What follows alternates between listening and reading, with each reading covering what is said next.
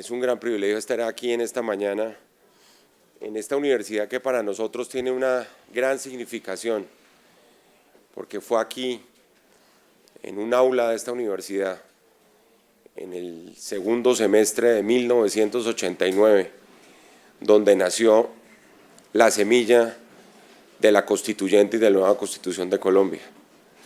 Es una historia muy bonita que pocos conocen y que la traigo a colación porque hace parte intrínseca y absolutamente relacionada con este esfuerzo que hace esta sociedad de debate y que está fundada precisamente en la necesidad de que la juventud y las nuevas generaciones no solo asuman las riendas de un país desde las aulas, sino que haya un gran compromiso con las causas que ustedes van depurando por la vía de la deliberación, del debate y del diálogo.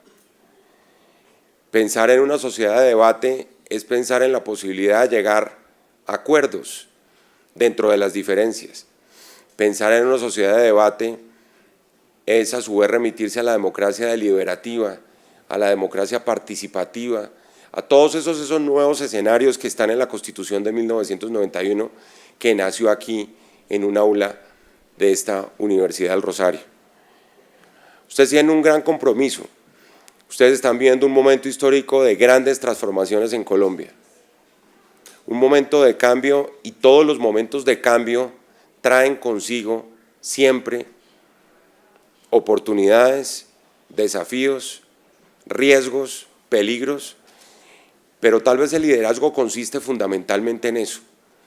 Y yo quiero dejarles solo dos reflexiones acá para que ustedes las tengan en cuenta en función de la herramienta que están construyendo alrededor de esta sociedad de debate.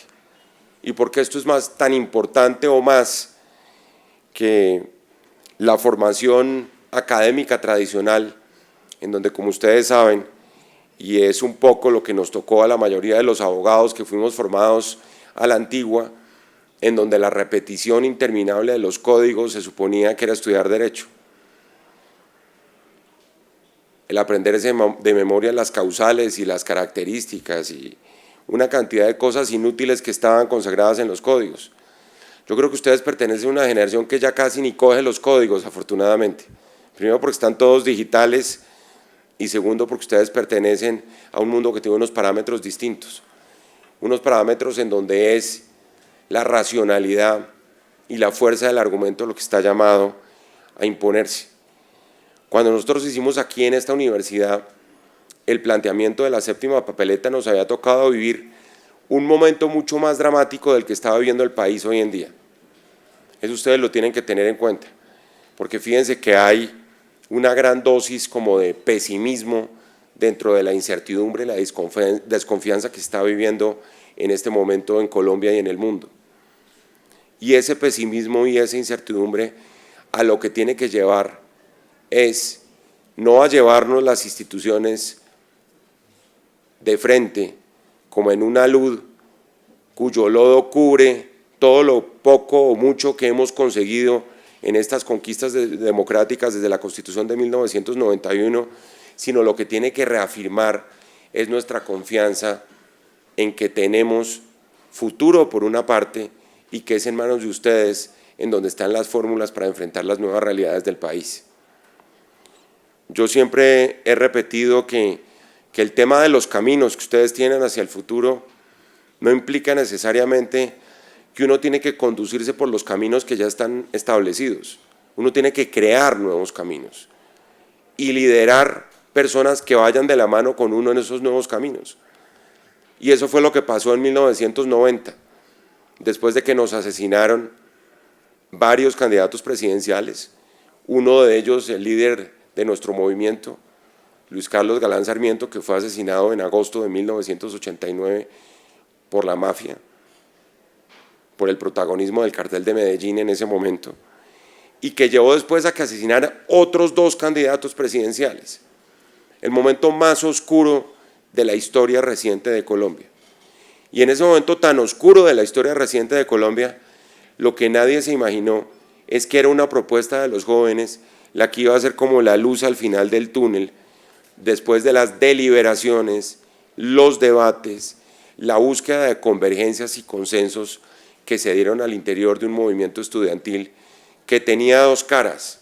En una parte la universidad privada, fundamentalmente la gente del Rosario, de la Javeriana, de los Andes, del Externado, y en el otro lado la universidad pública, donde estaba la Universidad Nacional y varias universidades públicas del resto del país que participaron en el movimiento. Una cara de la moneda se llamaba el movimiento Todavía Podemos Salvar a Colombia. Miren ustedes el contenido del nombre del movimiento.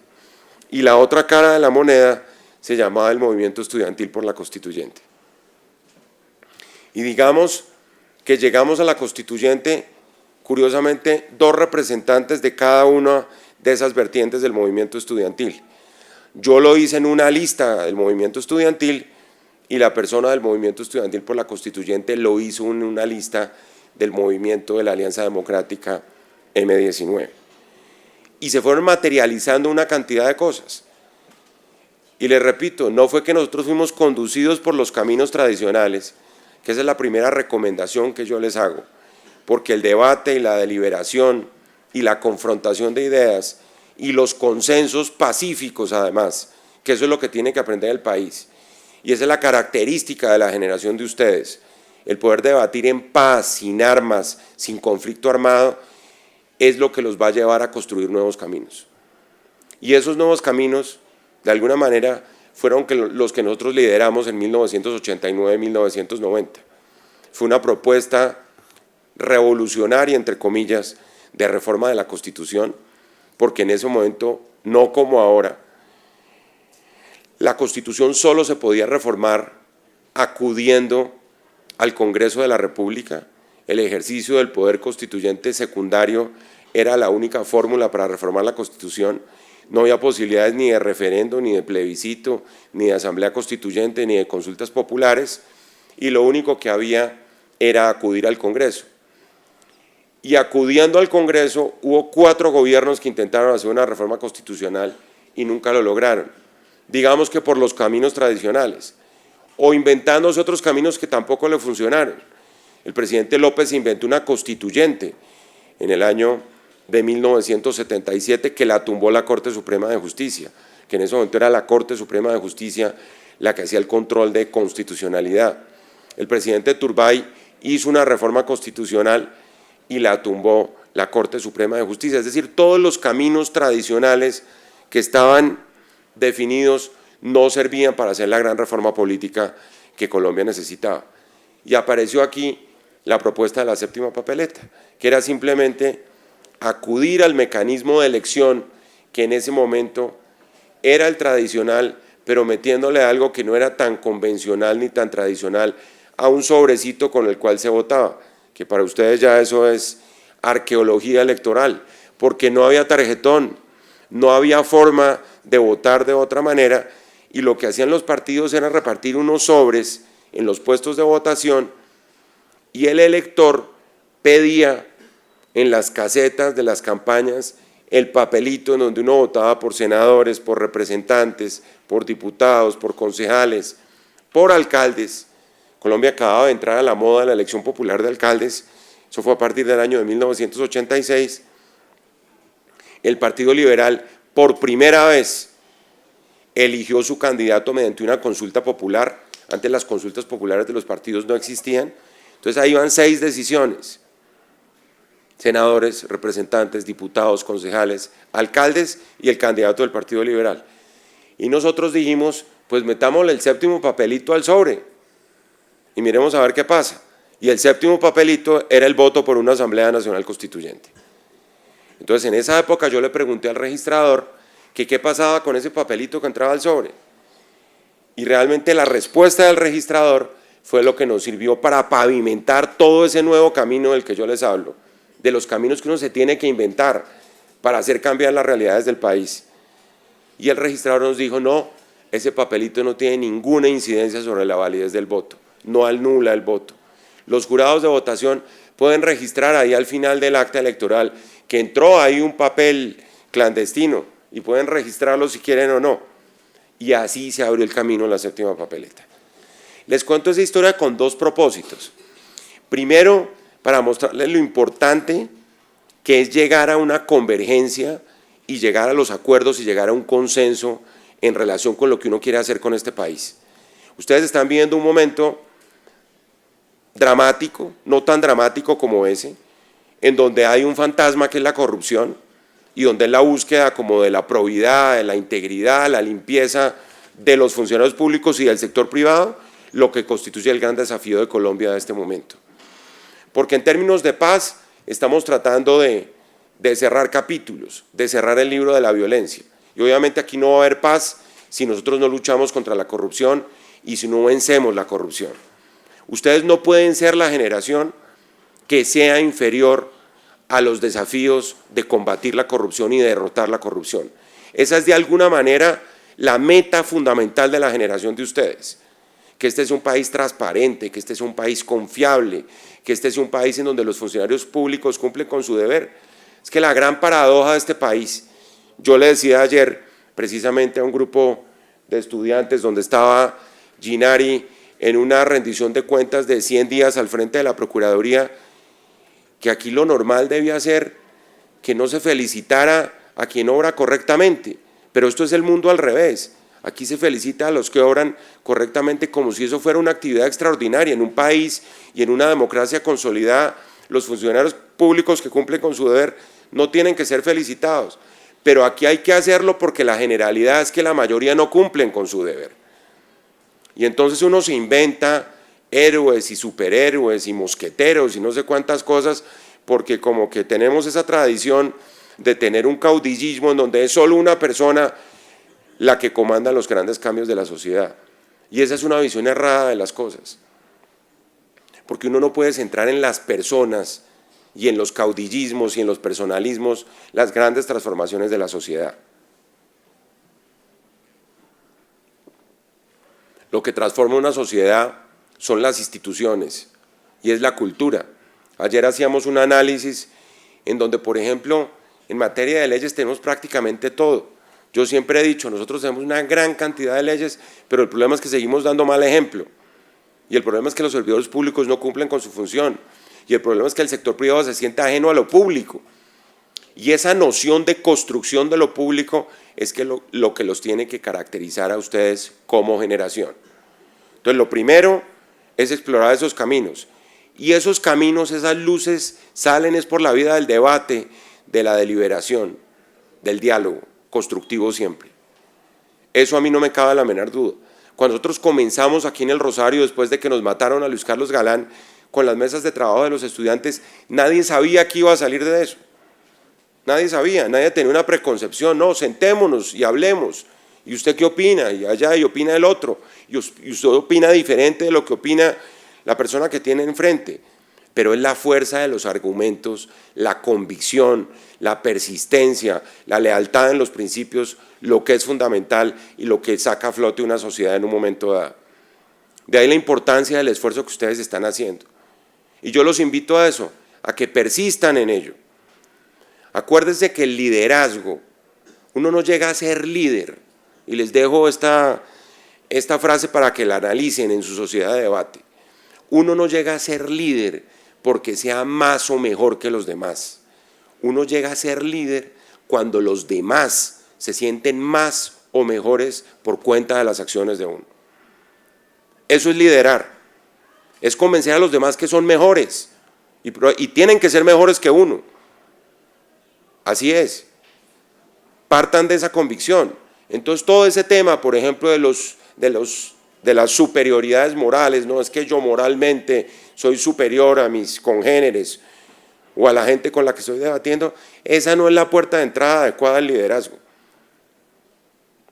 Y el que tiene seguidores porque tiene la convicción de que hace mejor y hace mejores personas y que las transformaciones las hace un equipo que se compacta alrededor de esas convicciones.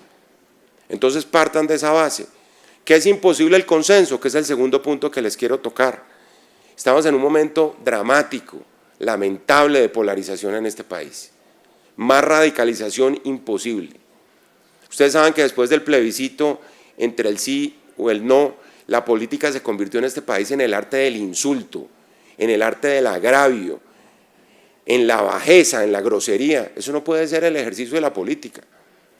Ustedes no pueden caer en esa trampa de que el país está dividido como estuvo dividido durante muchos años entre liberales o conservadores. Entonces resulta que ahora hay que ser santista o uribista para uno poder tener un espacio en la política. Eso es completamente errado, eso es completamente falso. No caigan en esa trampa, les repito. Ustedes tienen que estar por encima de eso.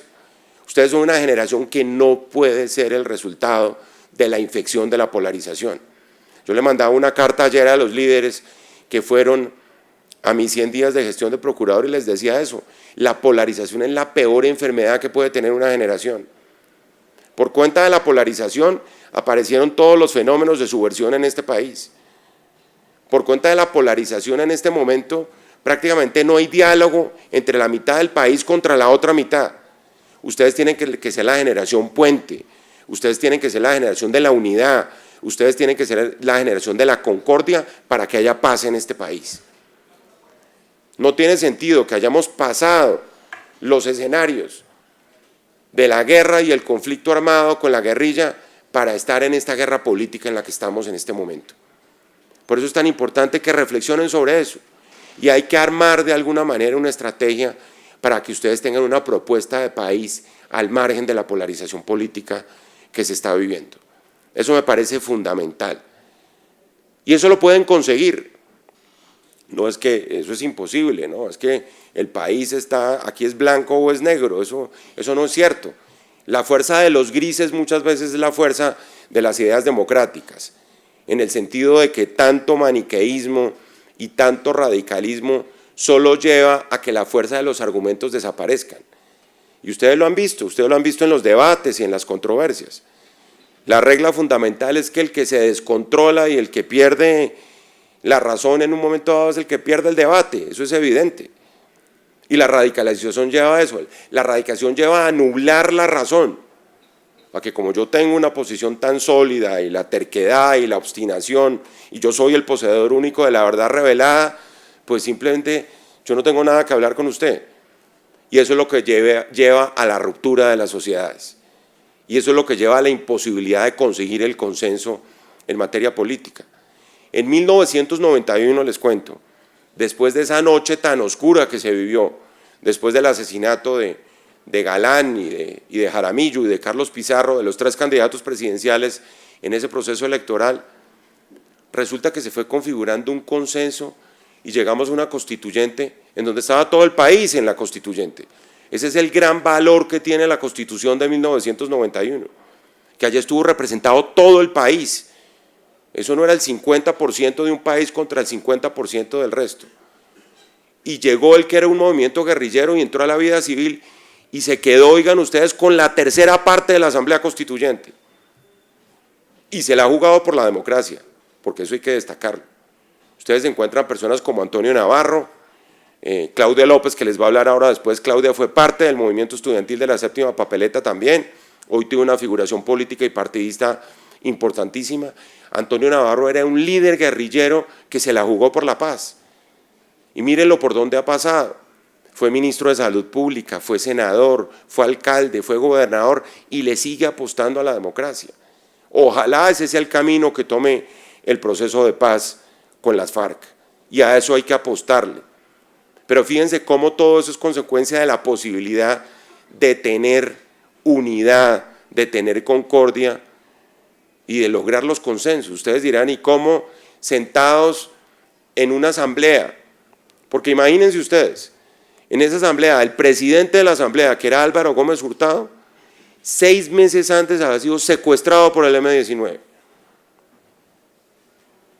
Antes de que se diera todo ese proceso de cambio profundo que fue la gran reforma política del país materializada en la Constitución de 1991. Y la Constitución comienza sus sesiones el 4 de febrero de 1991, 8 meses antes.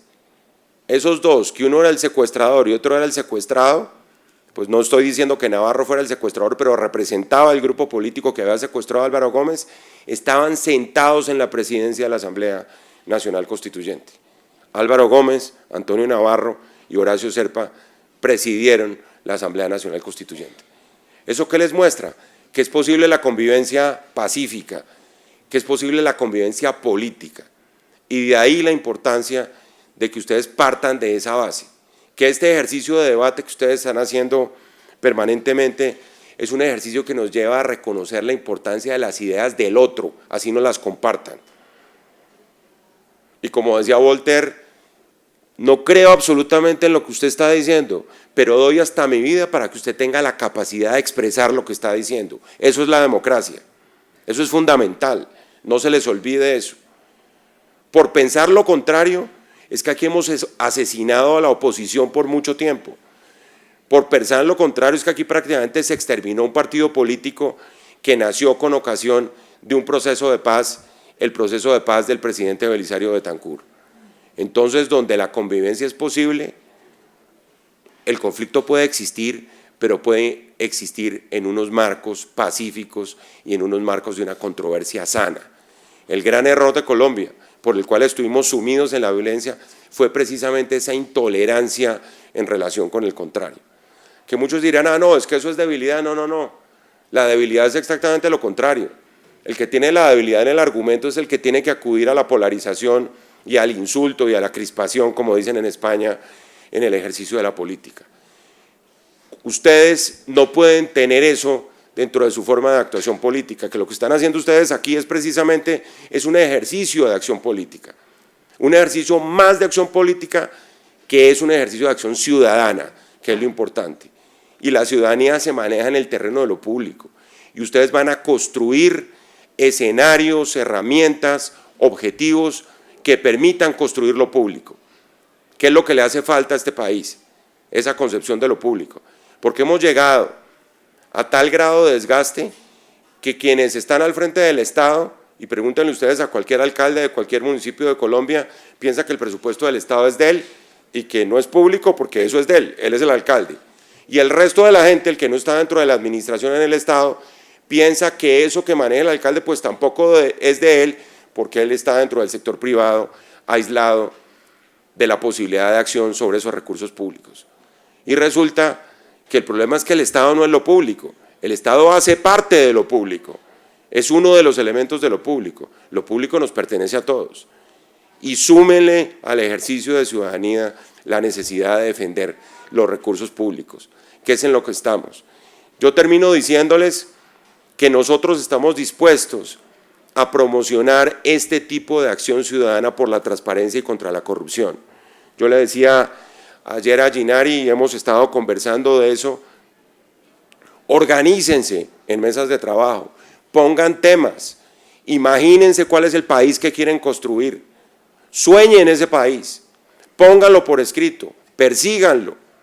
Nosotros les ayudamos a materializar esas ideas que giran alrededor de consolidar la democracia, de defender los derechos de la gente, de proteger el patrimonio público, de trabajar en las regiones de este país que tanto necesitan la acción de todos ustedes, de todos nosotros que hemos sido unos privilegiados porque hemos tenido acceso a la educación superior. Nosotros tenemos un doble compromiso siempre con la sociedad, el compromiso de ciudadanos, pero el compromiso de ciudadanos privilegiados por haber accedido a la educación superior. Ustedes acuérdense de esa pirámide que le cuentan a uno cuando entra a la universidad, de cómo de 1000 niños que entran a kinder, solo uno entra a la universidad. Hoy podemos estar en condiciones peores todavía.